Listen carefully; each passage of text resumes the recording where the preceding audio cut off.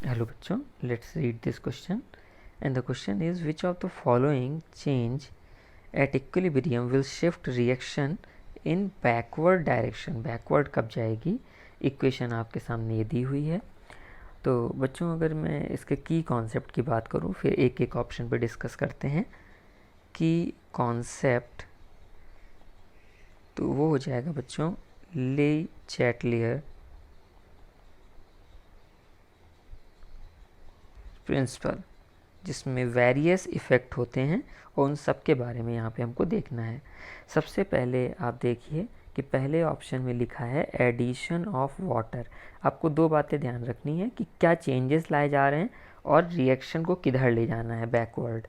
तो addition of water, तो बच्चों वाटर यहाँ पे मीडियम का काम कर रहा है. देखिए एक्वस मीडियम है, तो अगर आप वाटर ऐड करेंगे तो उससे ओवरऑल वॉल्यूम में फ़र्क आएगा, वॉल्यूम आपका बढ़ने लगेगा. तो अगर वॉल्यूम बढ़ने लगेगा तो इसका इफ़ेक्ट जैसे कि कुछ इस प्रकार पड़ता है कि आप अगर वॉल्यूम इंक्रीज़ करें तो रिएक्शन उस ओर शिफ्ट होती है वॉल्यूम इंक्रीज़ करने पे, जिधर पे number of terms, concentration terms increase हो रहे हों.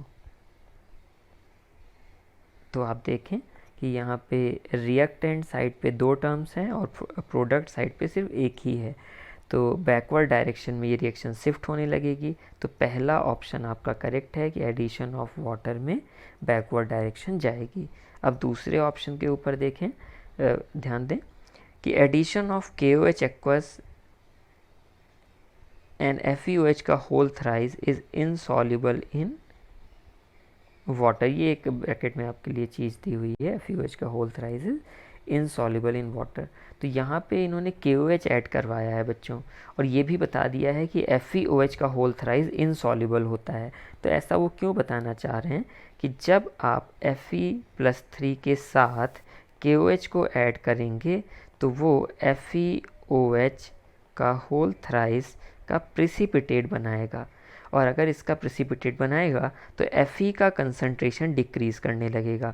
और अगर Fe का कंसंट्रेशन डिक्रीज़ करने लगा तो रिएक्शन अगेन बैकवर्ड डायरेक्शन में जाने लगेगी, क्योंकि जब आप रिएक्टेंट को रिमूव करेंगे तो वो रिएक्टेंट को और बनाने की कोशिश करेगा ली चैटलियर प्रिंसिपल के हिसाब से. तो यानी बी ऑप्शन भी बच्चों आपका करेक्ट है. अब आते हैं सी पे. तो सी ऑप्शन है आपका addition of NaNO3 sodium nitrate. तो बच्चों सोडियम नाइट्रेट इस इक्वेशन में नहीं है और वो सॉलिड स्टेट में भी है, यानी वॉल्यूम में भी कोई फ़र्क नहीं डालेगा. तो इसको ऐड आप कर भी रहे हैं तो कोई फ़र्क नहीं पड़ रहा होगा. Means A and B option ही आपके करेक्ट होंगे. तो इसके अकॉर्डिंग अगर आप आंसर देखें, फाइनल आंसर जो होगा वो D ऑप्शन ले लिया जाएगा कि A and B both are correct. So answer key will be your answer key आपकी डी होगी. ध्यान दीजिएगा, डी आपका होगा, जिसमें ए और बी स्टेटमेंट के बारे में बोला गया करेक्ट है. आपको आई होप ये क्वेश्चन समझ में आ गया होगा बच्चों. Thank you and best of luck.